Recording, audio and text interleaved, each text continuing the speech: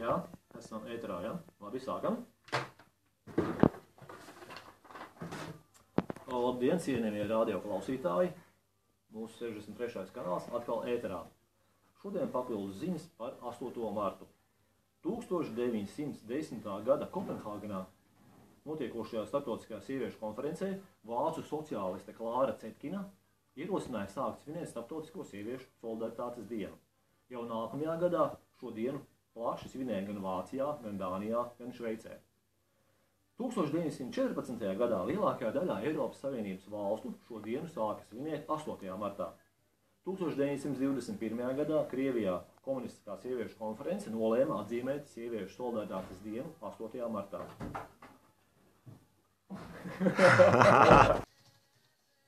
Tā, tehniskā kļūda.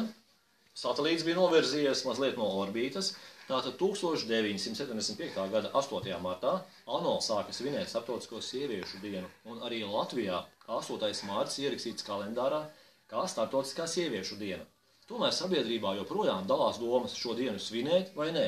Arī mūsu 63. kanāls nekad nav atbalstījis šīs dienas svinēšanu. Tomēr, lai noskaidrotu cilvēku viedokli, esam nosūtījuši žurnālistu uz Rīgas centrālo staciju, kurš veiks garāmgājēju aptauju. Plašāk par to nākošajā sižetā.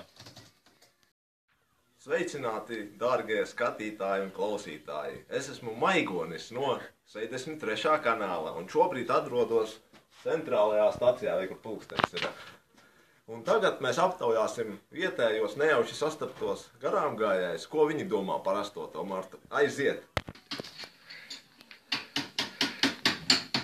Labdien, cienītais! Labdien! Mani sauc Maigonis. Esmu no 63. kanāla. Jūs zināt tādu kanālu, jā? 63. ne, es tikai 62. zinu. Tas ir 4. populārākais kanāls Latvijā.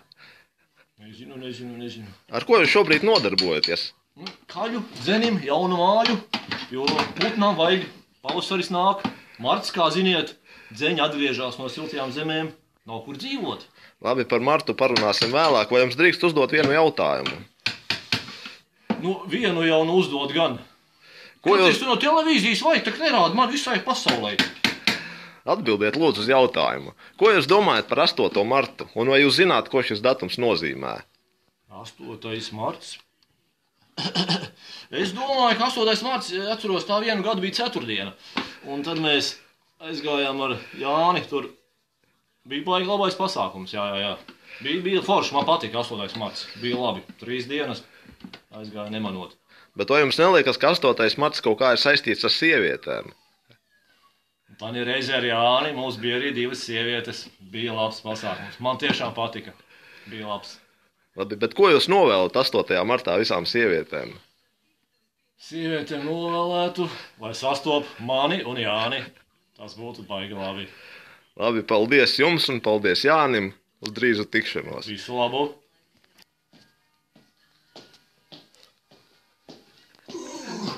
Labdien, cienītais! 107, 108, 109. Oh, labdien! Vai var jūs nedaudz patraucēt? Nedaudz, kā varētu, jā. Es skatos, jūs sportojat. Tieši tā. Sportiska forma, jā?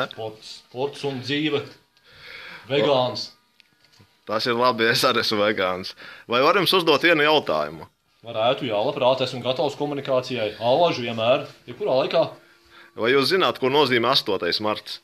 Zinu, kas 8. marts, zinu. Tad sievietēm puķītes jādāvina, zinu. Un jums ir kam dāvināt šīs puķītes? Puķītes ir, nav vēl nopirktas, bet man ir kam dāvināt puķītes. Ir. Un ko jūs novēlētu visām sievietēm 8. martā? Veiksmīgu seksu? Kāpēc ne? Paldies jums par sarunu. Atgriežamies studijā. Tā, esam atpakaļ studijā, kā es domāju, ir notikusi veiksmīga cilvēku intervēšana, dažādu viedokļu izzināšana. Patiesībā intervējām mēs 16 cilvēkus, bet operators nebija ielicis filmiņu kamerā, un līdz to tikai dažas atbildes. Bet kopumā tātad procentuāli 72% ir par to, lai cilvēki svin svētkus, un 1% lai nesvin, pārējās atbildes netika ieskaitītas.